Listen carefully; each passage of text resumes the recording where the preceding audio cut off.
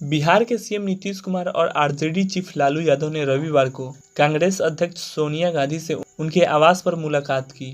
यह मुलाकात करीब 1 घंटे तक चली। मुलाकात के बाद नीतीश कुमार ने कहा है कि हम देश में कई दलों को एकजुट करना चाहते हैं। सोनिया गांधी ने 17 अक्टूबर को कांग्रेस पार्टी का नया अध्यक्ष चुने जाने के बाद फिर से मिलने के लिए कहा है। लालू ने कहा है कि हमें बीजेपी को हटाना है और देश को बचाना है। जिस तरह से हमने बिहार में बीजेपी को हटाया था, उसी तरह से हम सभी को एक साथ आना होगा। लालू नीतीश की सोनिया से मुलाकात 7 साल बाद हुई। 2015 में बिहार में महागठबंधन की सरकार बनने के बाद नीतीश ने पटना के गांधी मैदान में सीएम पद की शपथ ली थी, जिसमें सोनिया भी शामिल हुई।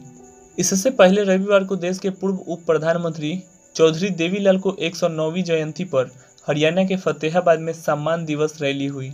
रैली के लिए इंडियन नेशनल लोकदल के प्रमुख ओम प्रकाश चौटाला ने नीतीश कुमार सहित 10 राज्यों के 17 नेताओं को आमंत्रण दिया था, लेकिन मंच पर सिर्फ 5 बड़े नेता ही दिखे। इनमें से नीतीश कुमार, तेजस्वी यादव, एनसीपी के चीफ शरद पवार और एसएडी नेता सुखबीर सिंह बादल और सीपीआई के महासचिव सीताराम येचुरी शामिल थे। इनेलो की रैली में नीतीश कुमार ने कांग्रेस सहित सभी दलों से एक साथ आने की अपील की। नीतीश कुमार ने कहा है कि ऐसा होने के बाद बीजेपी को 2024 के लोकसभा चुनाव में करारी शिकस्त मिलेगी। वहीं नीतीश ने भाजपा पर निशाना साधते हुए पूछा है कि अब एनडीए कहां है। शिवसेना, अकाली दल, जेडीयू जैसे भाजपा सहयोगियों ने लोकतंत्र बचाने के लिए इसे छोड़ दिया है। इधर सुखबीर सिंह बादल ने कहा है कि यह नया गठबंधन बनाने के लिए साथ आने का समय है। बादल ने आगे कहा कि एसएडी, शिवसेना और जेडीयू ही असली एनडीए हैं, क्योंकि हमने इसकी स्थापना की थी।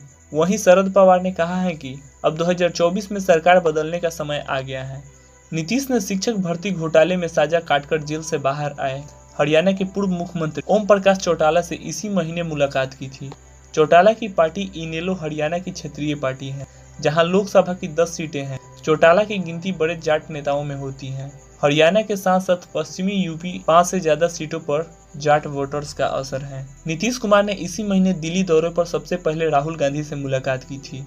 कांग्रेस वर्तमान में लोकसभा में सबसे बड़ी पार्टी है। 2019 में कांग्रेस को 52 सीटों पर जीत मिली, जबकि 210 सीटों पर पार्टी दूसरे नंबर पर रही।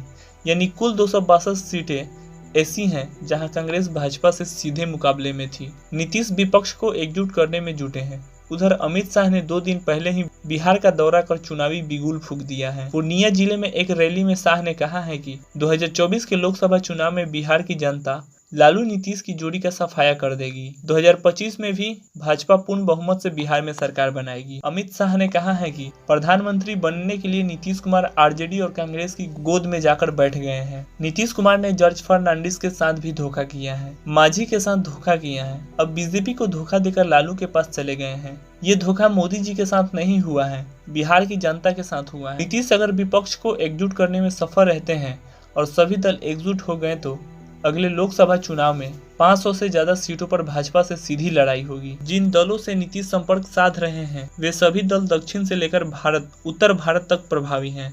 दोस्तों, अगर हमारी जानकारी आपको अच्छी लगी हो तो हमारे चैनल को सब्सक्राइब जरूर कीजिएगा।